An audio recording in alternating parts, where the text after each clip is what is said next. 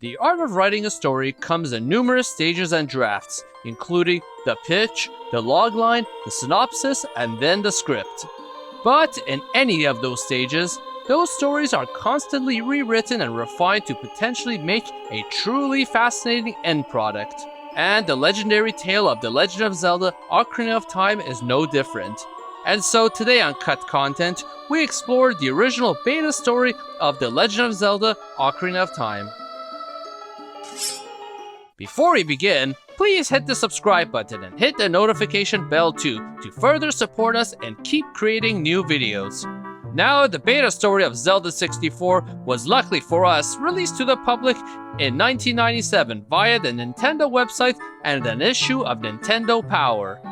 We'll go through each beat of the story and compare the differences here with the final games, as well as an analysis of those beta elements. So sit back and relax, for we are about to explore a familiar but unused tale.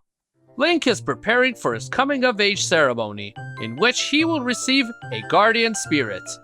In the tradition of this people, children receive a fairy from the fairy tree when they reach adulthood.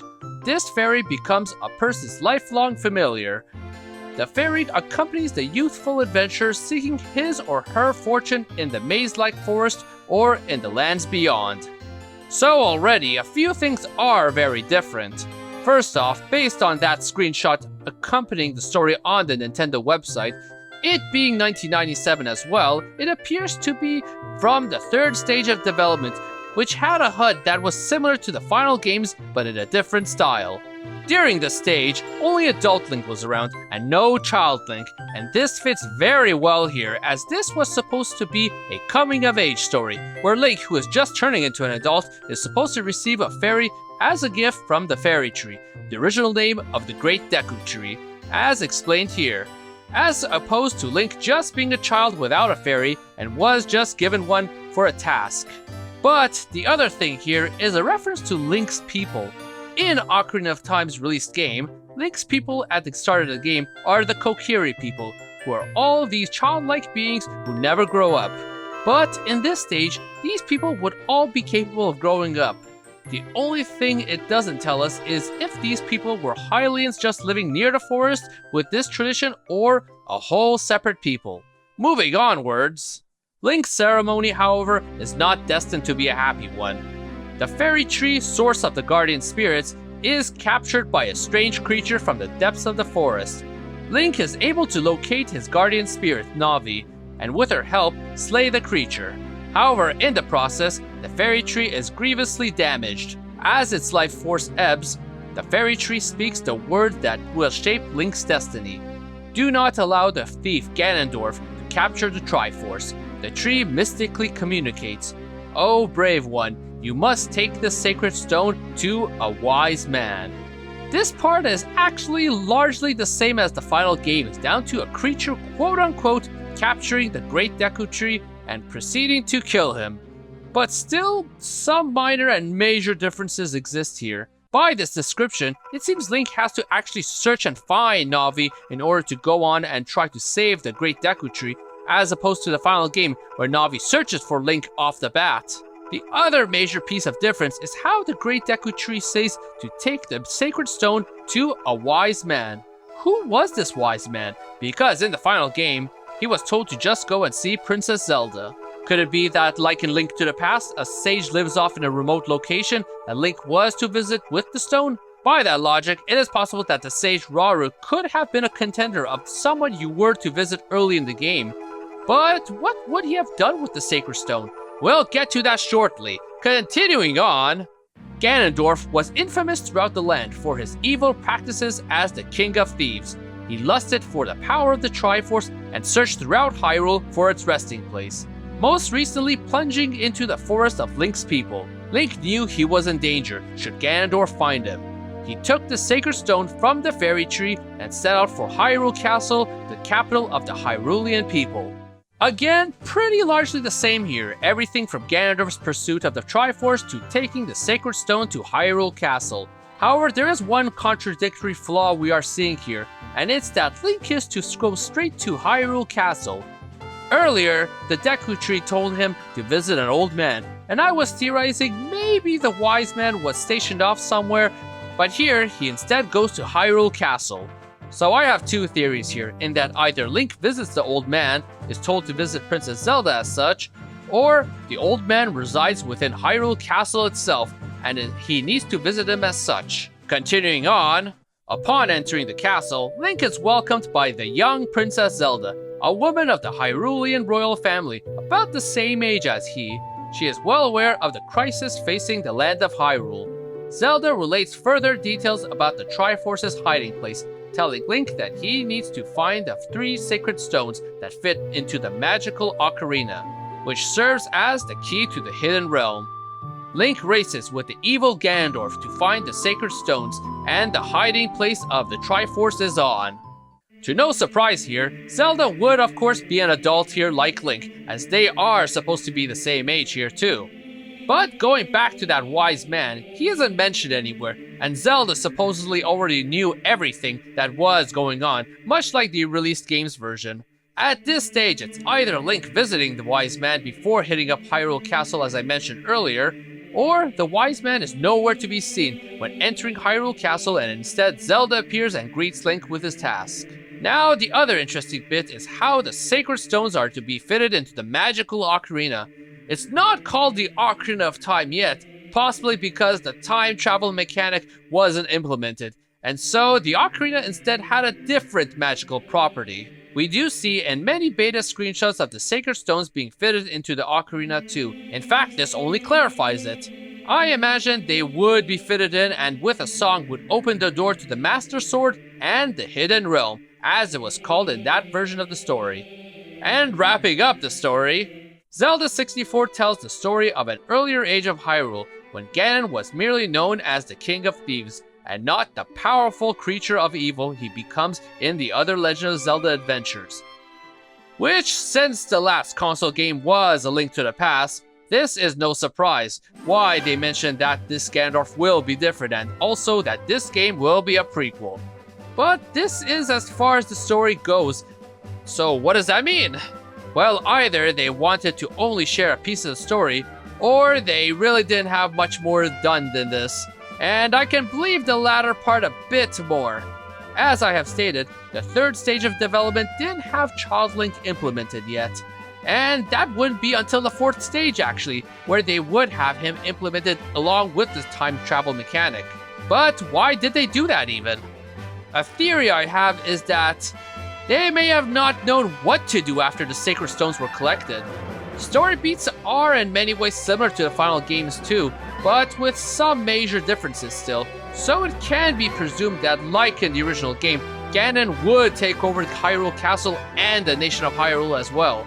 But in this case, how would that even be presented without a time skip?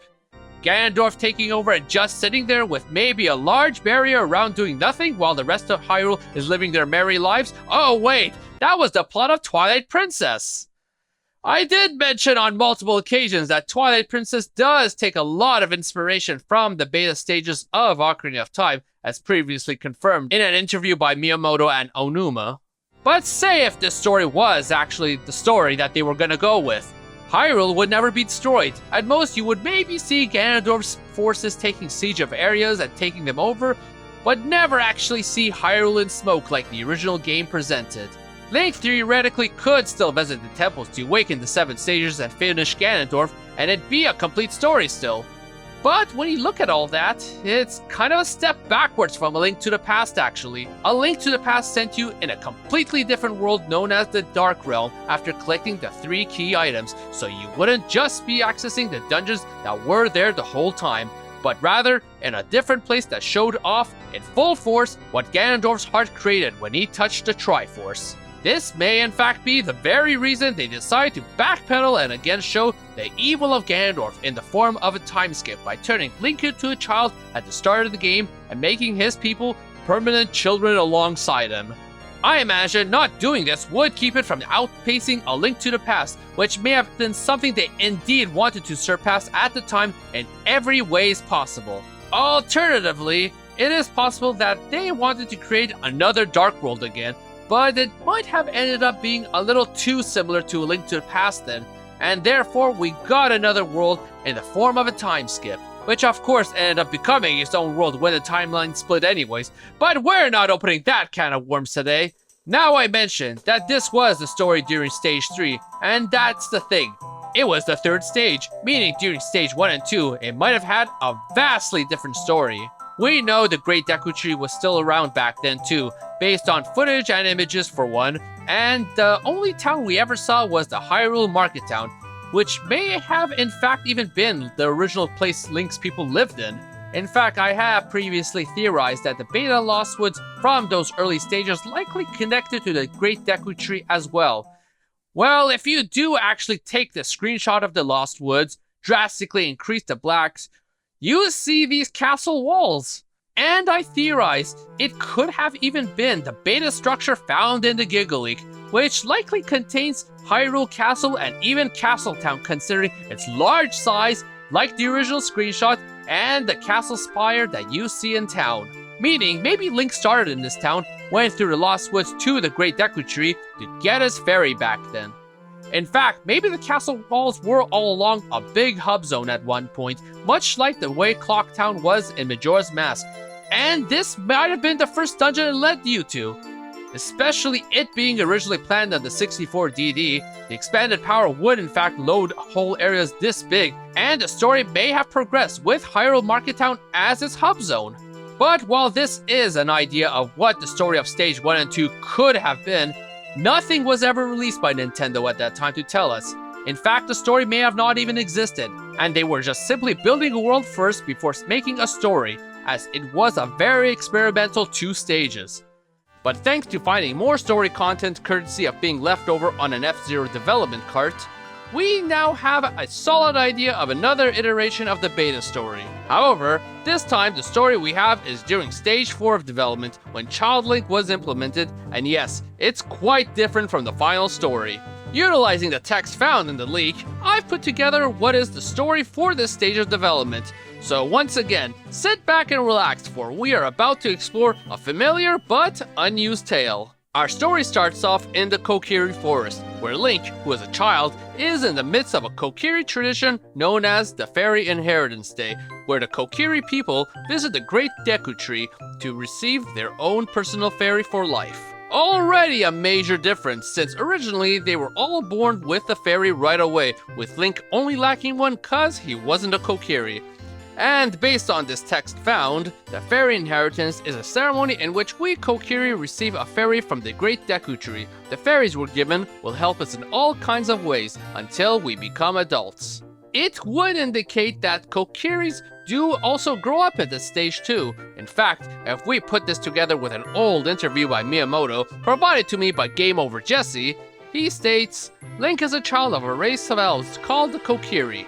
For some reason or another, there are no parents in this race, only many children of the same age. All of a sudden, they grow up until they reach a certain age, and then they disappear. The next generation is born just as abruptly, so at some point, Link will also disappear. This would indicate, so long as Miyamoto isn't hiding the plot twist, that even Link was a Kokiri like the rest of them. Though the more interesting point is that the Kokiri suddenly disappear rather than die. Makes one wonder if the intention was that when Link does time travel, if he might actually disappear at the end of the game too, leaving a bittersweet ending. However, I think to explain the sudden birth, this text here sheds some light. We Kokiri are brothers and sisters. We were all born at once from the Great Deku Tree. Meaning the Great Deku Tree gave birth to each and every one of them, and considering Kokiris later on were confirmed to be Koroks, it would make sense for them to be the seedlings of the tree in the end anyways. So we have already a very different mythos around the Kokiri people, and even the hero of time himself. But moving forward, in order to obtain a fairy, Link was required to travel through a grassy maze in order to reach the Great Deku Tree. The grassy maze is full of moblins, and in order to fight his way through, he must find a sword and shield within that area too. So this is very strange, as normally, the Kokiri Forest is just footsteps away from the Great Deku Tree. In fact, we have 2 beta maps from Stage 4 that still show the Kokiri Forest being just that. But yet, the text indicates Link has to travel quite a ways to reach him. Maybe they had another map that we don't have access to that shows a proper split between the tree, the grassy maze, and the Kokiri forest. Or maybe, much like the final game's version, you were blocked off from seeing the tree directly, and by tradition, were required to take a detour to the Great Deku Tree. In fact, I wouldn't be surprised if the one who told Link to go through the grassy maze to get to the Great Deku Tree is the one who is also blocking it. So then what is the grassy maze? Well, we did recently find this map here. That is a very foggy map full of grass and rather maze-like too, with how big it is especially. Top that off with how it apparently is supposed to have a ton of trees all over the place, according to this map editor. I imagine one was required to travel through this to make their way to the Great Deku Tree, but continuing forward, after Link makes it through the grassy maze, he faces the Great Deku Tree, who tells him he is unable to release a fairy for Link, as he is apparently not feeling well, and asks Link to go inside of him to find one for himself. And so, progressing inside the Great Deku Tree, Link finds a giant spiraling dungeon with the fairies trapped all over the place, each of them having the power to open doors for Link to cross through. Eventually, he comes upon a fairy called Navi, who decides to become Link's partner fairy, and warns Link that something is killing the Great Deku Tree at its roots. So, opening the final door leads him to this giant spider, Goma. Link defeats her, but is too late as the Great Deku Tree is on the verge of dying. Upon his death, he warns of Ganondorf and his ambitions for the Triforce, gives Link the Kokiri Emerald, and tells him to visit Princess Zelda at Hyrule Castle with it. At this point, it seems unlike the final version. The Great Deku Tree isn't even aware that he's dying until he is actually on the verge of it. What's more, he seemingly has the natural ability to release fairies from his body, but being unable to do so made him think he was just simply sick. The dungeon is completely different, with the quest being to rescue all the fairies that are meant to be for the other Kokiri and Link himself. But aside from that, the story flows as it normally should, with the tree dying despite Link killing Goma and being required to take the spiritual stone to Zelda. The ironic part, however, is that unlike the original game where Link was the only person without a fairy, he becomes the only person with one as a Kokiri expresses jealousy on his way out. And so, with that, we continue the story. Venturing into Hyrule Field, Link stumbles upon Lon Lon Ranch, where he meets a girl named Malon, who tells him her father, Talon, who still hasn't returned from Hyrule Castle, and to let him know to return soon. However, Link also meets a small horse who takes a liking to him. Malon lets Link either name him, or for her to name him Epona. The interesting part is that you are required to visit Lon Lon Ranch first, something that isn't required in the final game, as you need to talk to Malon first before being able to get Talon to leave. But here, instead of Malon being at Hyrule Castle, she's still at the ranch. Likely changed here to not make you take a detour to Lon Lon Ranch like this. However, the interesting part is that Link was also allowed to name Epona originally, a feature that didn't return until Twilight Princess and Breath of the Wild. Now at Hyrule Castle itself, we don't know of many differences so far, but apparently, from the same interview mentioned earlier, when Miyamoto was asked if Link has a girlfriend, he replied, if it was Princess Zelda, it would be great. However, this time Navi, the fairy, is jealous of Zelda, so within the story, Navi feels something for Link, which would indicate that however their interactions went, Navi would show a more jealous side of herself throughout the story. So, continuing our adventure, as Link makes his way through Death Mountain to find the Spiritual Stone of Fire, he finds the Goron suffering from Dodongo's cavern being blocked, which is where they get their bomb flowers, essential as both a source of income and being able to break rocks in order to be able to eat them. To top that off, a Goron has also happened to drop the Spiritual Stone of Fire inside Dodongo's cavern earlier, leading to Link to have to use the last bomb flower to open up the cavern and go and find it. While the story in this case is similar, it still shares a fair bit of differences. Most notably, the Gorons don't need a specific rock inside the cavern as food, but rather they need the bomb flowers which they specifically get from the cavern in order to basically use as cutlery to cut rocks smaller for digestion. In fact, based on the text, the local shop is even suffering from being unable to get bombs to sell. Also mentioned is that the Spiritual Stone of Fire was dropped inside the cavern, While it doesn't mention who dropped it, if it is Darunia who is still the holder of it, then he would be a bit of a klutz in this version if he did so. But progressing past this mountain, with Link now on his way to the Zora's domain to get the spiritual stone of water, he finds out that apparently Jabu Jabu has swallowed Princess Ruto, who held the stone. However, getting inside isn't so simple, as one is required to feed Jabu Jabu in order to open his mouth. And seemingly, he sleeps during the day and swims at night. So, while much of this is also similar, the major difference is Jabu Jabu himself. Apparently, he has a schedule in this version depending on the time of the day, and you have to figure out what time is best to come to feed him in order for him to open his mouth. Would he wake up to the scent of a fish during the day, or would he make a mad dash while swimming at night to the dock for the fish? Luckily, according to the text, King Zora allows you to stay at the Zora Prince Hotel, a feature that was definitely not there in the final game, where you can set what time to wake up and thus try at that certain time of the day to feed him. And this was a complex mechanic compared to the final versions, which is why it might have been simplified actually. The oddest part is that at this point they have the feeding mechanic in order to open his mouth, as opposed to using the Ocarina of Pedestal, which was shown in a previous video of mine, to open his mouth. This would indicate that the Ocarina of Pedestal all this time was actually an even older concept, likely from Stage 3, that stayed all the way till the final game. But carrying on now with all 3 stones collected, as Link approaches Hyrule Castle Town, he sees Zelda and Impa run off on a horse with Ganondorf in pursuit. He asks Link where they went. Link has 3 options: either misdirect him, tell him off, or tell him the truth. Either ways, no option benefits Link in the end.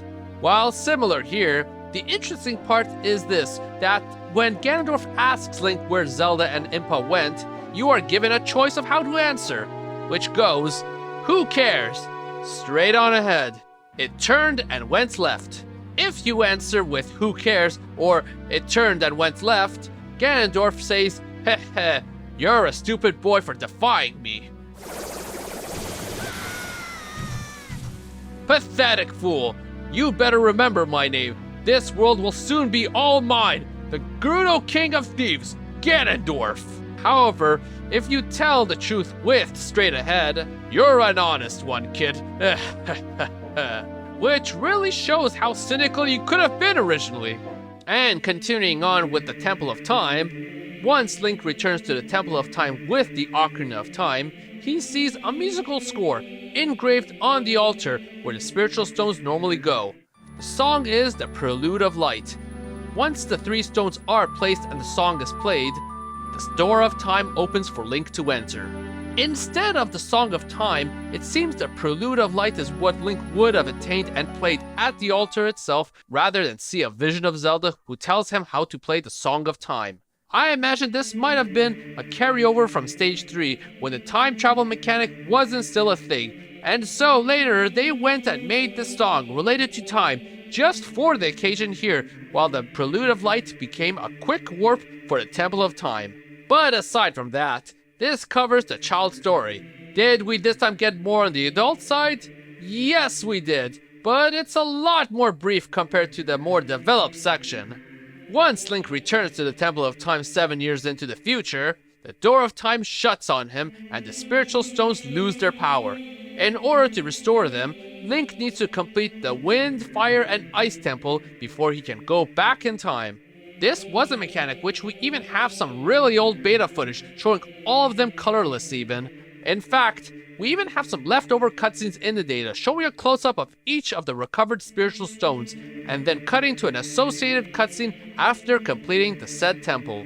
I mean, this did make sense too, as you have no reason to become a child again until after completing the water temple anyways, which at this point was called the ice temple.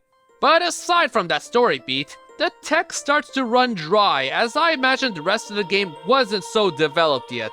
But we do still have enough, thanks to that old interview and a certain image. It gives us an idea of some of the other elements from that era. Regarding Ganondorf himself, in that same Miyamoto interview from earlier, he was asked about him, which he replied, "Ganon is in a human form before he transforms into a monster gradually." which indicates that Ganondorf's transformation into Ganon would have been a far more gradual one that we would see over a period of time. And considering it is the Triforce of Power that makes him transform, it is likely that we would have actually seen more of Ganondorf throughout the adult story in order to see how much he has changed. Also, I'd like to present you with this image from Hyrule Historia, made for Stage 4 of development. There are a lot of differences here. Most notably, I'd like to point to this background which shows a close-up of Ganondorf's upper face. While we can't see the whole thing, Ganon looks very different here, and looks somewhere between human and beast, based on his brow area and facial structure. This might in fact be part of that transformation that I mentioned earlier. In fact, Ganon isn't the only different one here. Sheik also looks very different as well, sporting brown skin and is unmasked, likely pointing to the fact that Sheik was also a separate character from Zelda here due to the skin color difference and not having to hide her face from everyone. So Zelda at this stage might have either been captured already or just hiding until the Temple of Time scene. And yes, for those noticing, Navi does look different here, but that's not story related, so we can talk about that another time. And so while the story did get closer to what is in the final game, the differences are a lot more apparent with what we have here now, and it's all thanks to this development cart that we were able to finally uncover this final stage's story. While there are still stories including stage 1 and 2s that we don't know very much of, if we do ever get access to that story, I'll definitely plan to cover it, so hit the subscribe button for I'll plan to be back for more Zelda and other games cut content too. Hit the like button and comment below on if you would have preferred some of these differences in the final game instead of what we got. So everyone, thank you for watching.